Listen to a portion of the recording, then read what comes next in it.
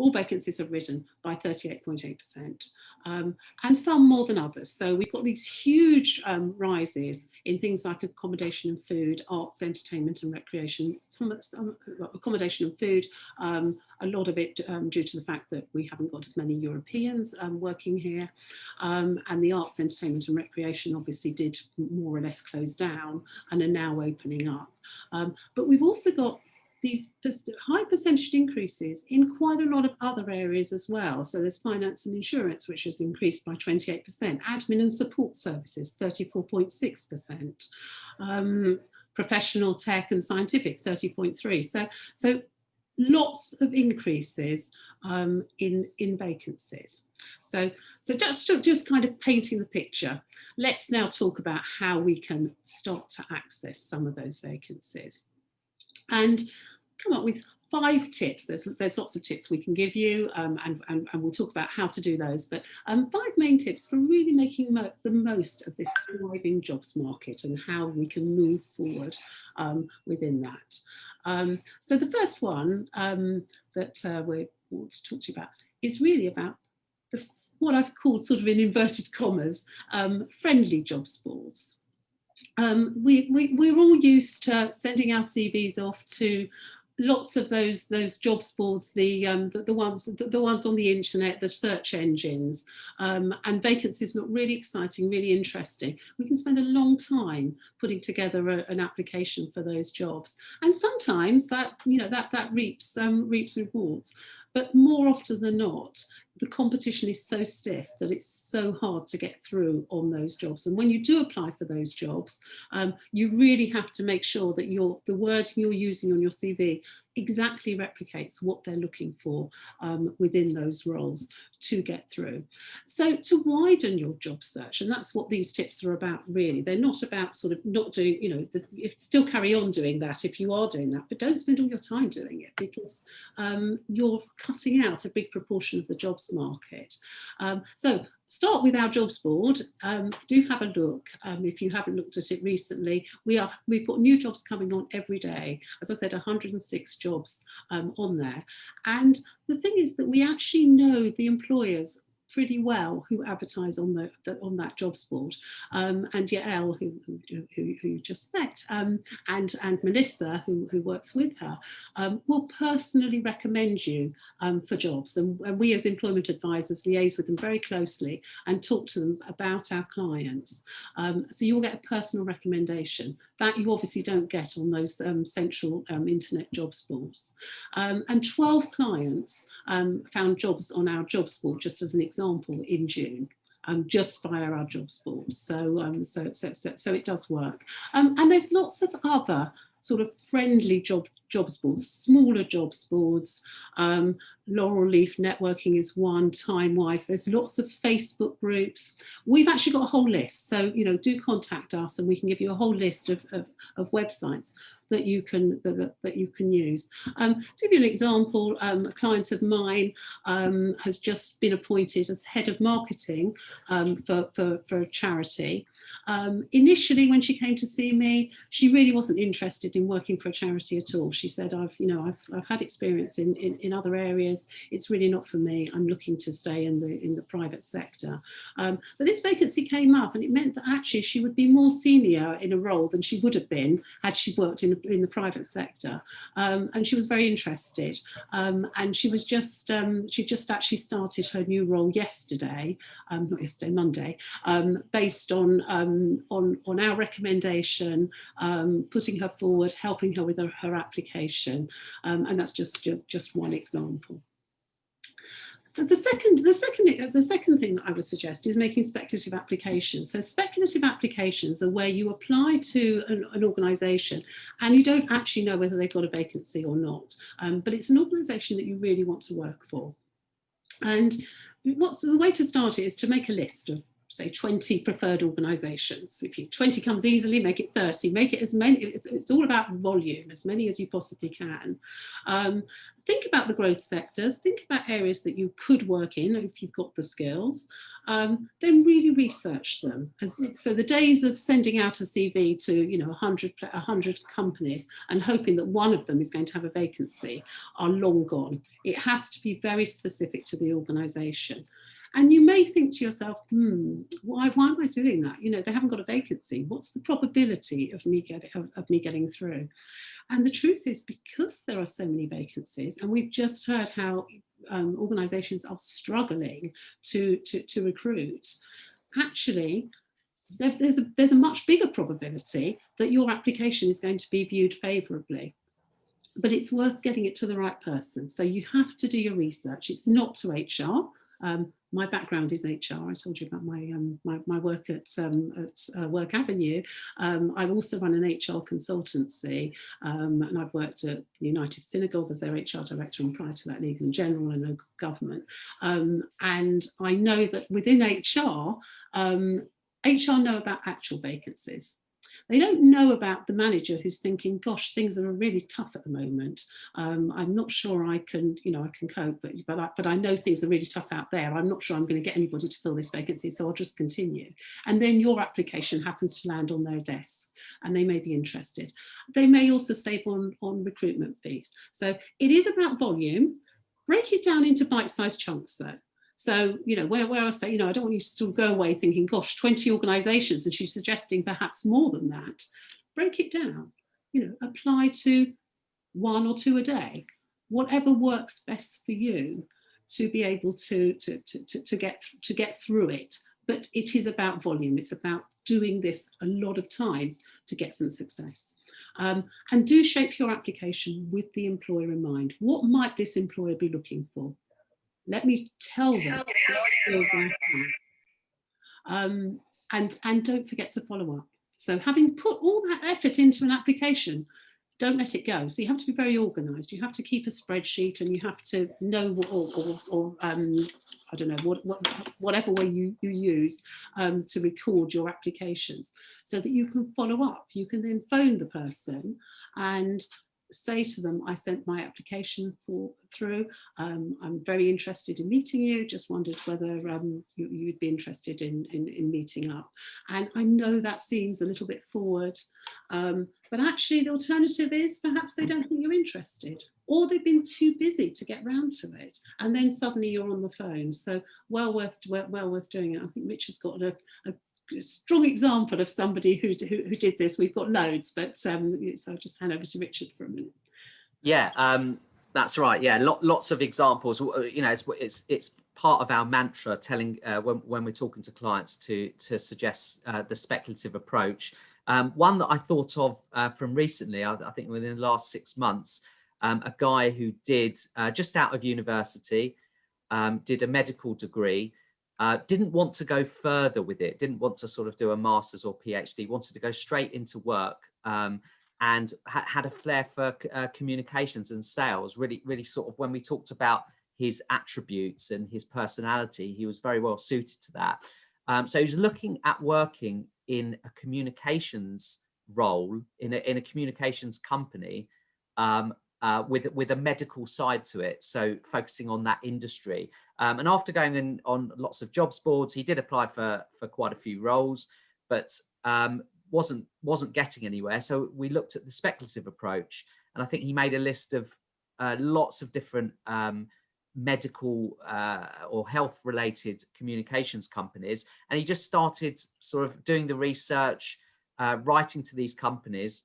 And then after a few days, maybe a week of doing that, he got a response from someone saying that they didn't have a job, but their parent company, WPP, some of you might have heard of it. It's one of the biggest communications companies probably in the world, or certainly in the country. They came back to him, and he got an interview, which was amazing, just from that email, that speculative email, without having any jobs on their website. And eventually got the job, and I believe he's still in that job. I think Yael helped him. Yael did a mock interview for him as well. So that was a really good, successful story there. Brilliant, thanks, Richard. So shows it does work. Let me share again. Third tip, building relationships. So we always talk about building relationships with people you know, networking. Networking works really well. It's not just networking with people you know, but actually networking with recruiters as well now. So recruiters, I think a lot of people, when you're applying for jobs, sometimes recruiters are not your first choice. They seem to see you and sort of want to put you on their database, but never contact you again. Now, actually, they'll probably be very keen to speak to you because they're trying to fill vacancies and they're struggling to do it. This is really an employees or an applicant's market. Everything's turned on its head, really. So it's well worth contacting recruitment agencies as well, but letting them get to know you. So we have to sort of understand how recruitment agencies work, and it's a very competitive environment for them. So if you phone and you say, I spoke to Julie last week, and can I speak to her? Then they will probably say, well, she's not around at the moment, but how can I help? Because they will try and get the business, if you like. So you have to sort of stick to your guns and say, well, I spoke to her, and when will she be back? Because she knows me. And get to know people in recruitment agencies and keep phoning them so that they know who you are. Phone them perhaps once a week to remind them that you're there, and just say, just making my regular weekly call to let you know that I'm still looking. Remind them what you're looking for, because as much as they've got a database, they are human beings, and if they remember you, they're more likely to put you forward. Obviously, also looking at networking with other people, using social media, using LinkedIn. We run workshops on networking and on LinkedIn to help you, because it's all about the people you know, but also people who they know. So people introducing you to people, and what that does is it tells you about jobs that you might not have otherwise have heard of. It's a way of accessing what's often called this hidden job market, the job market that's not advertised, because people tell you about jobs, and there are a lot of jobs that don't get advertised because it's too expensive. So it's worth talking to people. It also gives you key information about an organisation. So if you're applying for an organisation, you talk to somebody within that organisation, you get some key information, which is very useful. Plus, organisations prefer people to know somebody, even if you're known through somebody else and through somebody else and through somebody else. The fact you're known does make a difference. So well worth doing that. Over to Richard again. Yes, quite a lot of examples. We always, as Mel said, we always encourage people to build relationships with people. One example that sticks in my mind is a client that had been working in the commercial world, had been working in corporate sales for many years, and had come to a stage in his life where he wanted to work in fundraising. Now, obviously, a lot of the skills that you need to do fundraising are similar to those in sales.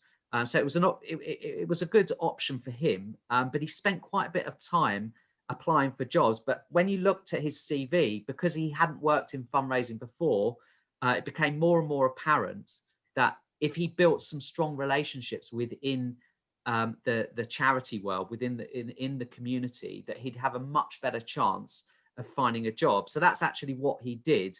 And I think one gentleman he met, he stayed in contact with and had regular conversations. It so happened that this guy he got on very well with this guy. He had regular conversations with him. And then after about, I think, 3 or 4 months, the charity that this guy worked in, and he was quite high up in that charity, had a fundraising assistant position. So he immediately contacted this gentleman and, through who applied for the job, but obviously told this guy, who, by the way, helped him with the application because he works in the organization, and he got an interview. But the great thing was, he was able to be coached, not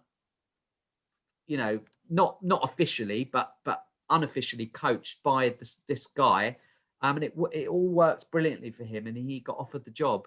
But it's a good example of someone cultivating and building a relationship over many months that then resulted in a job. So it was really, really good. Another example I've got, even more recently, literally a couple of months ago, was a guy that worked, a client of mine that worked in business development and marketing for many years, but he had his own company for about 20 years, but the company wasn't doing so well, so he realized he needed to get a job, and he was trying so hard, sending off literally hundreds of CVs to try and get a job, but it didn't seem to be working very well. And I think because he was a slightly older gentleman that didn't have the current modern digital marketing skills, it was even harder for him. And what actually happened was we talked a lot about networking. Who could he speak to? Who does he know? And we thought a good idea would be to speak to clients of his company that he'd known for many years. So that's what he started doing. He started contacting clients just to have a catch up. One guy he stumbled upon after a few weeks doing this said, they were talking about his company, and it turned out they had a job going there. And one thing led to another. He applied for the job. He cleverly found out much more about the company and the job itself to give him an advantage over other applicants. He applied for the job, again, kept in contact with his contact at the company, and got the job. So it's another really great example of how building personal relationships can work really well, can result in a job. So a couple of examples for you there. Thanks, of Richard. many. Of many, absolutely. And we've got loads and loads more, and it's it is well worth doing. It's sometimes a long game, so it can take a little bit longer. You meet somebody, you don't think that they're going to be that helpful to you, and then they introduce you to somebody, and they introduce you to somebody else, and it can take time, but it often does reap results. It really does. And what I've often found as well is that people have got right to the shortlist, and they've got to the final two, and the person who's been selected is the person who's known to the organisation in some way. So you do have an advantage in doing that. Moving on to tip number 4.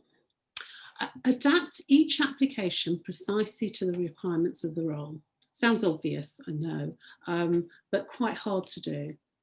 And also, what we've noticed is that job applications are job descriptions, I should say, are quite long. They're quite lengthy. They seem to have everything in there. They seem to expect everybody to achieve the world, and I think you have to kind of see through all of that. So what a manager does, and some are more experienced than others at writing job descriptions, is that they write a wish list.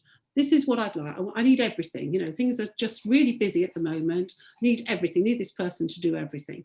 Realistically, nobody can do absolutely. You have to be skilled in everything.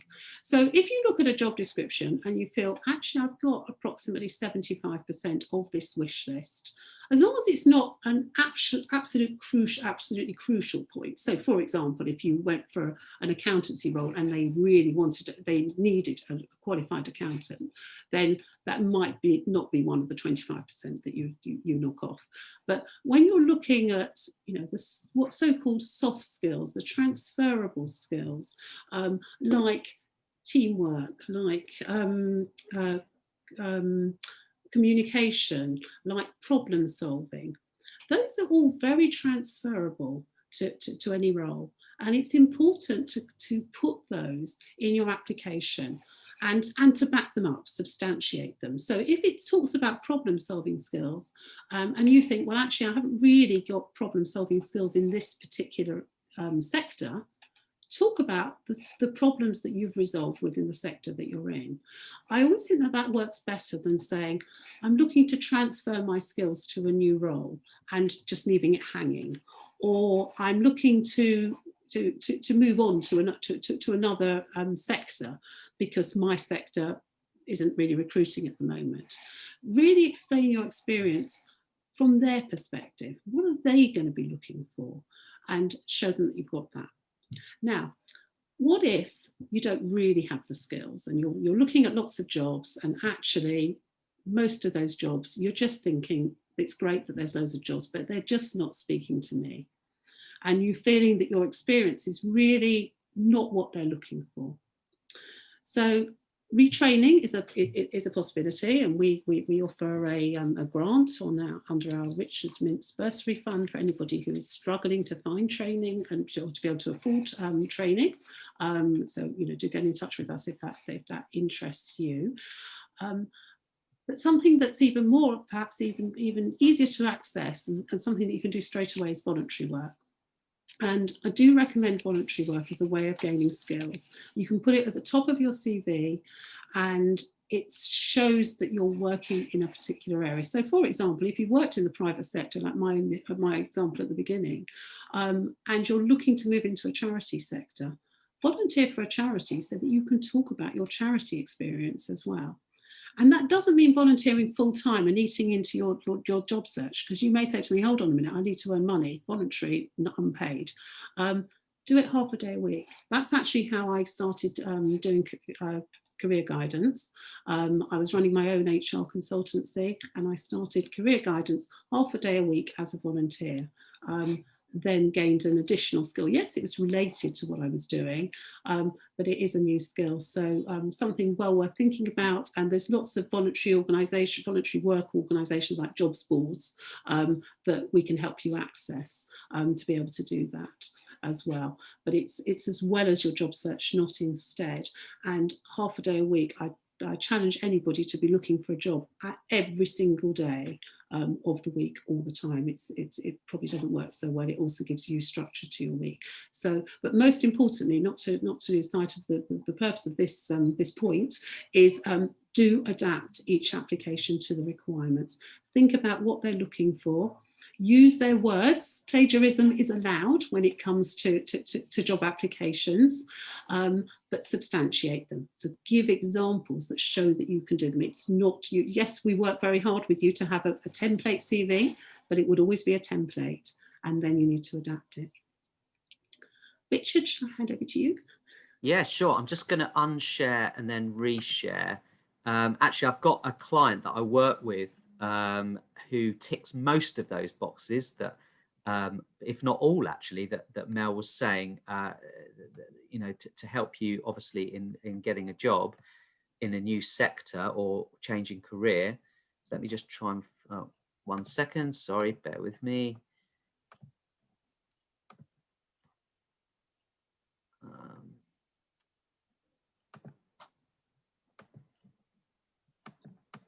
Sorry about this. For some reason, it's not letting me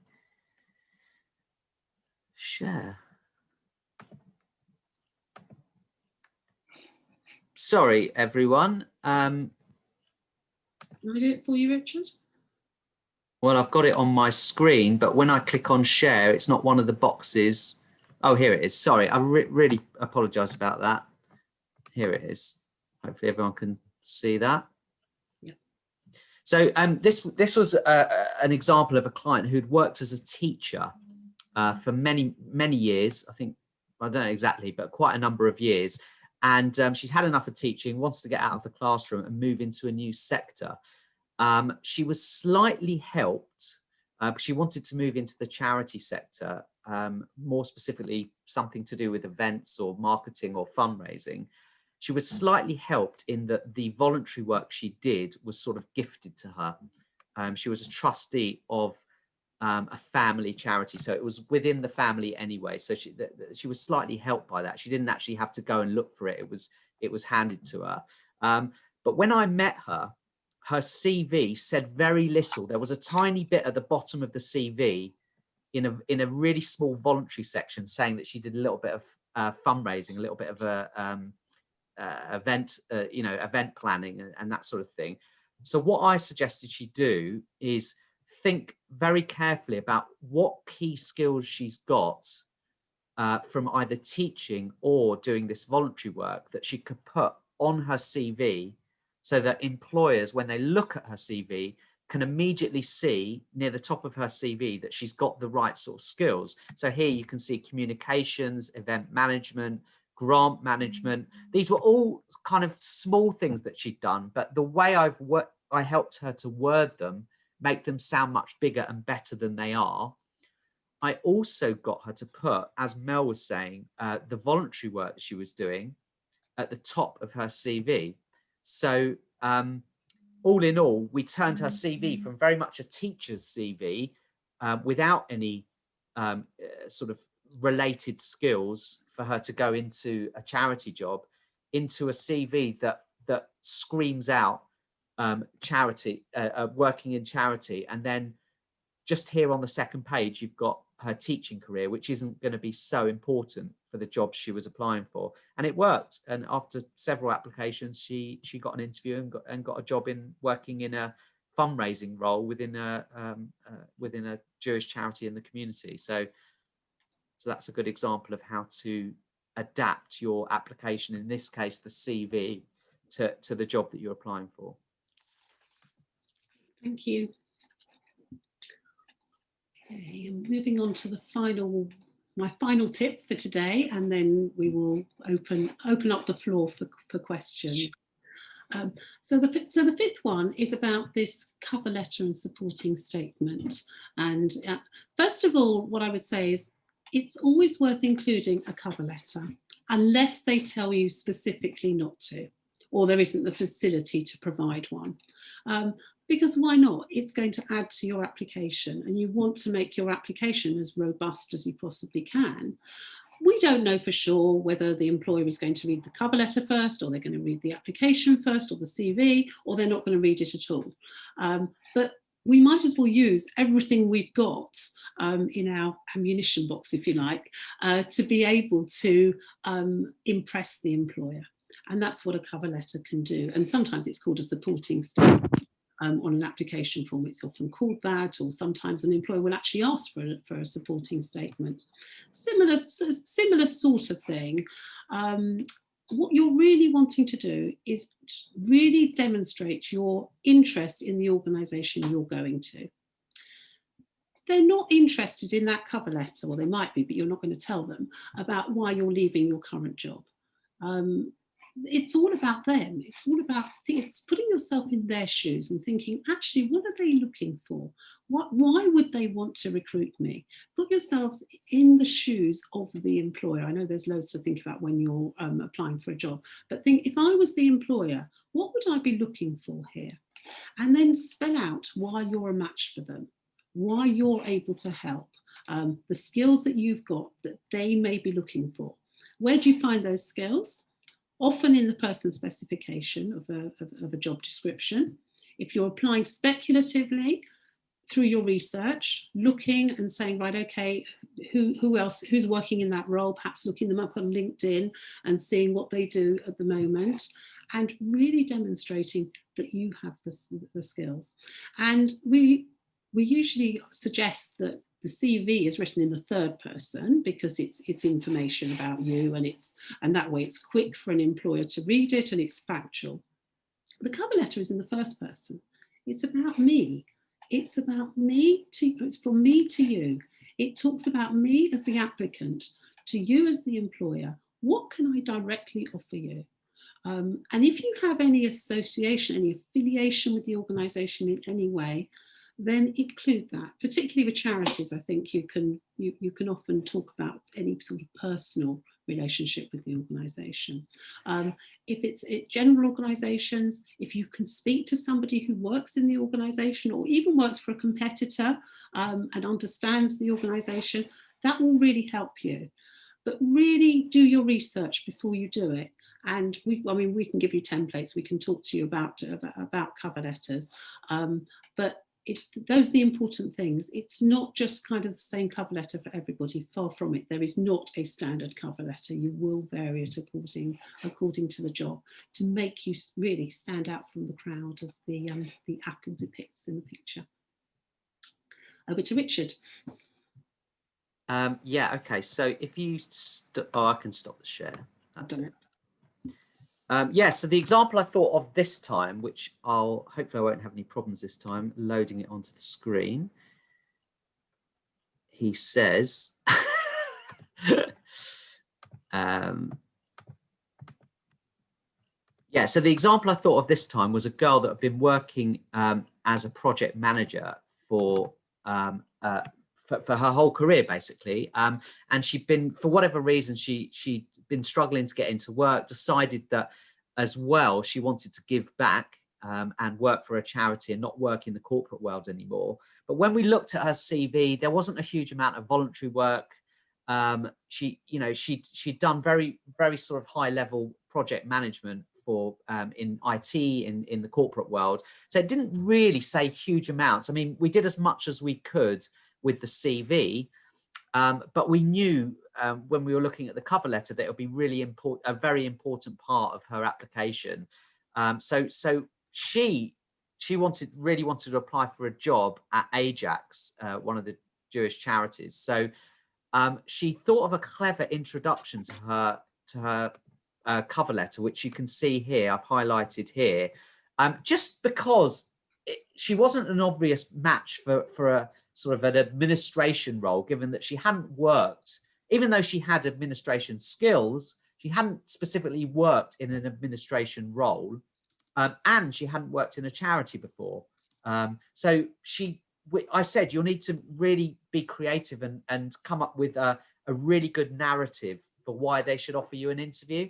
So she started here by sort of saying, having attended the Ajax parade with my family, blah, blah, blah. I was really moved by it. I wanted I would love the opportunity to assist the organization, and it worked. There'll be occasions, obviously, when this approach won't work, but on this occasion it did work, and she got an interview for the organization, even though, just to reiterate, even though she wasn't an obvious match for this role. She just showed them, and a big part of the application is showing the employer that you're passionate, that you really want to work there, that you're going to fit in well at the organization. I think this was a good way to start the cover letter to really get their attention straight away. So that's an example of a cover letter. One thing I should have mentioned before is, obviously, when we're looking at the CV and we're looking at the cover letter, we only have a very small amount of time to do it now.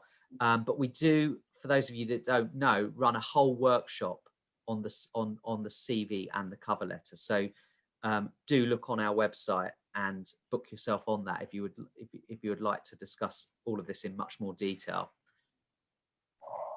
Okay. Thanks, Richard. Thanks, Mel.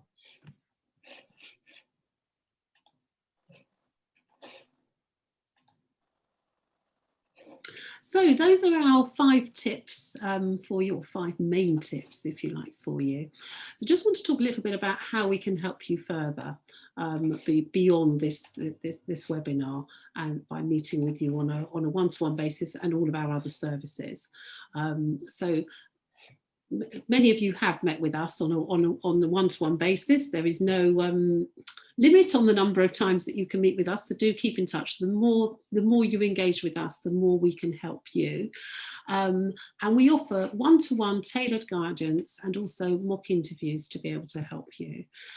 63 clients found a job with our help in June. I know I gave you this, I told you before that 12 found a job via our jobs board, but another 63 also found a job with our help, and those are the ones we know about. Not everybody always tells us. Do please tell us. We love to know. We love to know the end of the story. We love to know when you've got a job, and to be able to help you. But that's a one-to-one guidance meeting just for you at the moment on Zoom, hopefully in the future in the real world in person.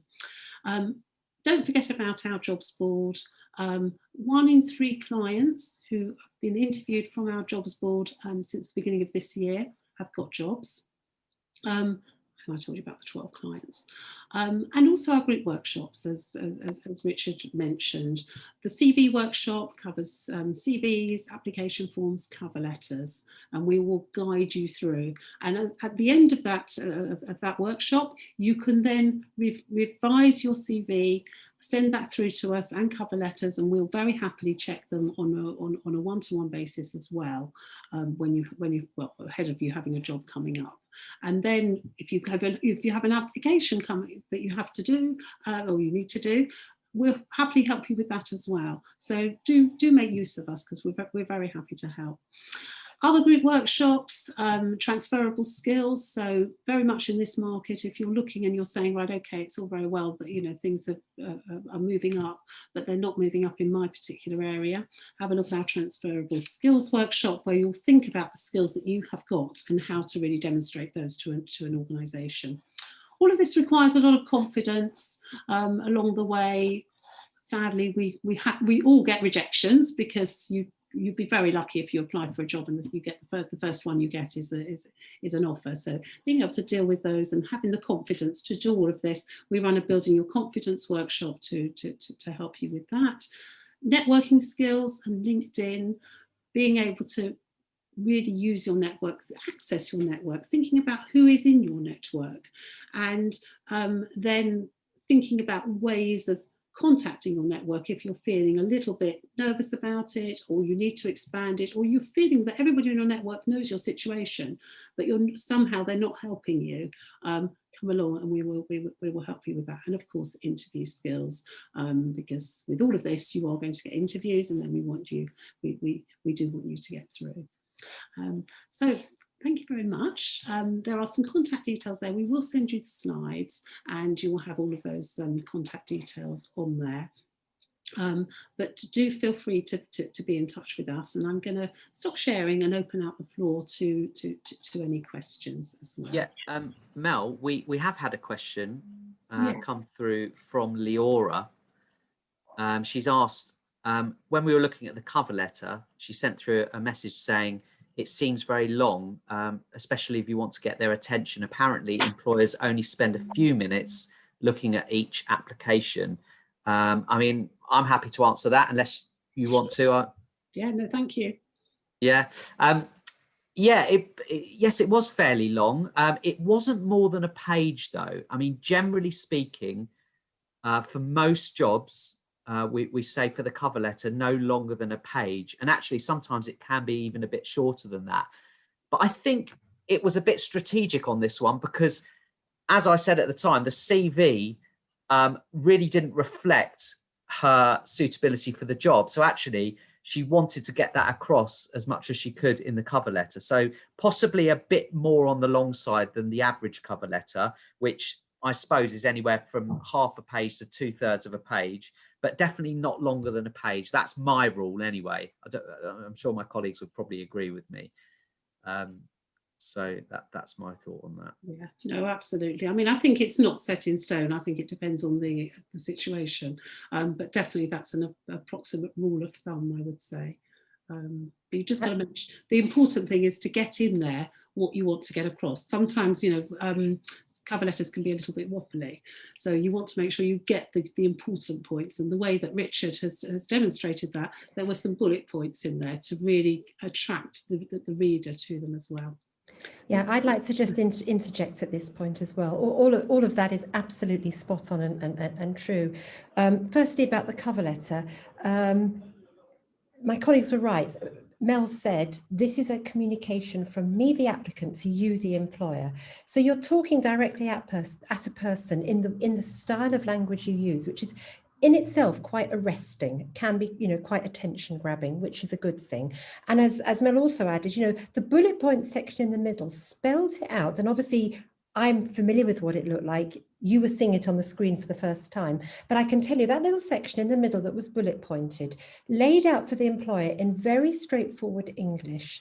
I am right for your job for these following reasons. Now, obviously, those weren't exactly the words that were used, but that was the sentiment that this applicant would have conveyed to the employer. In other words, they were painting a picture for the employer. They were doing the hard work for the employer and telling them why they were right for the job. They were painting a scenario. They were helping the employer visualize them in their organization, which is a really important point.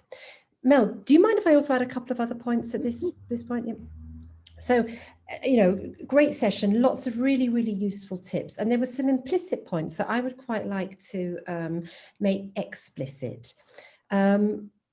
The point that Mel made about speculative applications is so relevant, and the point that she also made about building networks, building relationships, building bridges, becoming part of the world of the employer or the recruitment agency is also really important. There's another reason why this is important. If you imagine a scenario where you're simply applying to jobs that you see advertised, what you're doing is that you're reacting to something that's happened. By doing this, by proactively reaching out to employers, by proactively building relationships, you're taking control of your own job search. You're not having it done to you, as it were. You're actually harnessing it, grabbing it and saying, I am going to shape what is going to happen to me in my own application process. And that is a very psychologically powerful tool. And of course, what helps that is the fact that the time is so right for that at the moment. Because as my colleagues painted the picture, that there is a very buoyant jobs market now. Now is the time to take control of your own job search. Now, the words come easily for me, and I understand perfectly that it's very easy for me to say, and actually in practice, much harder to do. But that's why me and my colleagues are here to help you do just that. Take control of your own job search. It's a very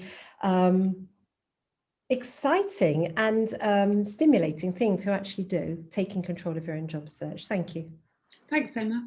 We've got a couple of questions about part-time working, and one's from Adam. I can see you've got your hand up, Adam. I don't know if you want to add anything to your message, and we've got a similar one from Tracy as well, so I'll cover part-time jobs in a second. Did you want to add any more, Adam? Hello. Hi there. Hi. Hi. I've got a quick question. Sorry, I'm late. I'm not feeling too good today, but I just made it on for the last 10 minutes or so. I'm just asking, thank you for being here. Well, I'm just asking. Is there any part-time jobs that that's available? That's about 15 to 16 hours, 2 to 3 days of the week, either in London or in my local area of Redbridge, Essex.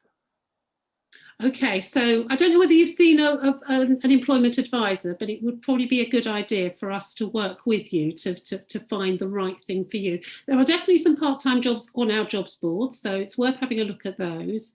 One of the things we talked about, and I can see that Tracy has also asked about part-time work and how difficult it seems, or challenging it seems to find a part-time job, and seem to be, sort of pushed down the pecking order. There are definitely part-time jobs out there. And it's worth having a look at the jobs that are part-time. But bear in mind what we've been talking about, the fact that actually this is an employee's market or an applicant's market.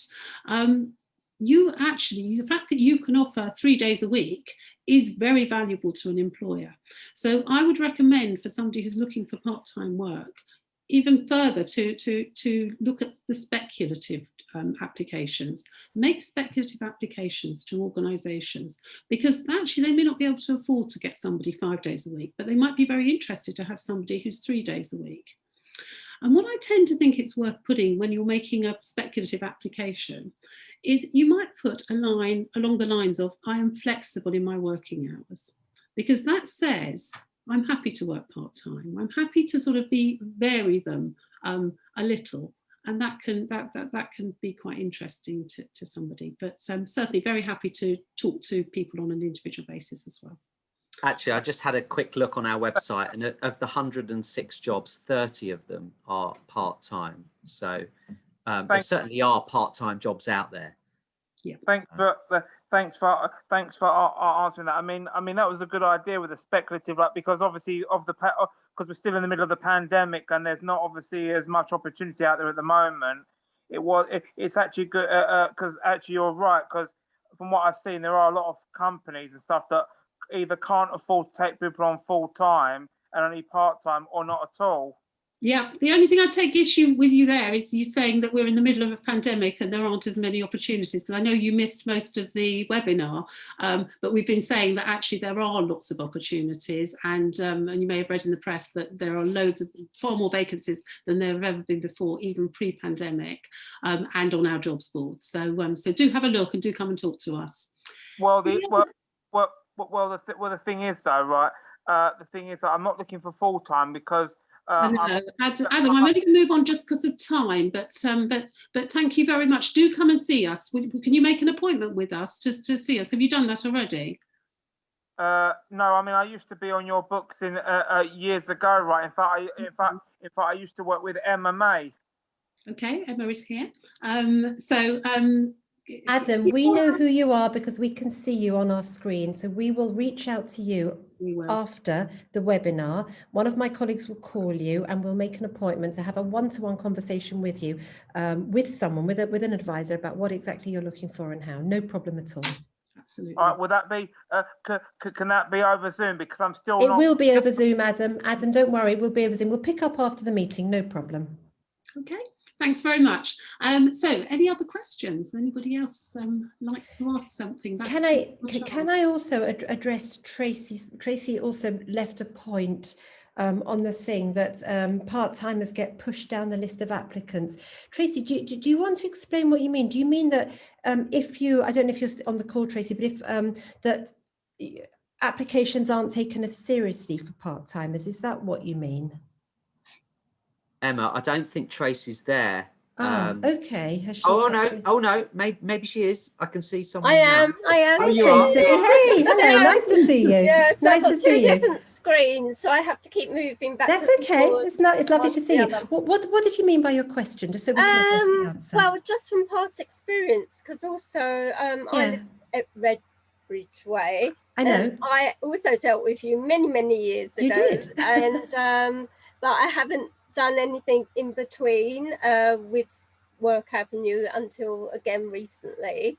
But I still have a tiny bit of work in the culture sector, which I've explained maybe to you before, certainly to Jeremy Bond, is it? So you've been talking about our social enterprise then? Yes, I went on one of the I know courses. you did. What did you mean by your comment that part-timers get pushed down the list of applicants? Well, that's my experience from the past. What did you mean by that? So you mean that if there was a part-time vacancy? Well, I just remember from many years ago dealing with other agencies, ordinary employment agencies, that you would sign on their books, you would have their phone numbers, they would contact you, say, once a week. They'd be keen in the beginning, and then you would kind of just drop off their radar. I know what Tracy means. Putting the work in myself. You just got. Yeah, I think this plays, it's a very question that plays very well to what Melanie was saying about building relationships with recruiters and everything. When we're the applicant, we maybe send our CV to a recruitment agency or whatever, and we expect then that we have kind of discharged everything that we have to do. Job done, I've sent my CV and they can now find vacancies for me. We have to work harder than that with them, because it just doesn't work like that. We have to keep building our relationships with recruitment agencies or with employers and build, speculative applications, as Mel was saying. If we sit back and wait for things to happen, you've just recognized that isn't the case. And I would endorse that and agree with you and say it also isn't the case. We have to proactively reach out, re-establish relationships, keep building, keep pushing, keep engaging. I'm not sure I would agree with your point that part-timers get pushed down the list. I think for part-time vacancies, part-timers at the very top of the list. It just depends on the alignment between how a person shapes himself and portrays himself for a vacancy and the nature of the vacancy. The closer the match that you can paint a picture of yourself, whether it's through your CV or your application or the conversation you have on the phone with a recruitment agent, or whatever it happens to be, the more likely you are that they will think, oh yes, Tracy or whoever would be really interesting for that job. I must pursue that. So it's all about that proactivity, that hustle, that hustle makes it sound negative. Proactivity makes it sound positive. It's kind of the same thing. Yeah. But yeah, I understand. Yeah. Thank you very much. So it is past, so time for us to finish for now. But do get in touch with us individually. I've put into the chat contact details for you to arrange a one-to-one appointment. I will be sending out an email as a follow-up to today with our email addresses on it as well. Do feel free to be in touch. We are here to help, and we're very happy to help you on to the next stage. I see that there is a final question about what's a fair hourly rate expectation for part-time admin jobs. Again, that's very difficult to sort of give as an overall. What I would say is part-time should be pro-rata to full-time, and pro-rata full-time is probably in the region roughly 20 to 25 for basic admin, but can be far more depending on what a person's experience is. So very happy to discuss you as an individual and what you're going for with you on a one-to-one basis. Look out for future webinars. We're often running events, different events, and all of our workshops that run on a regular basis as well. Good luck. Thank you very much for being here, and look forward to speaking to you soon, and good luck with finding that perfect job. All the very best. Bye-bye.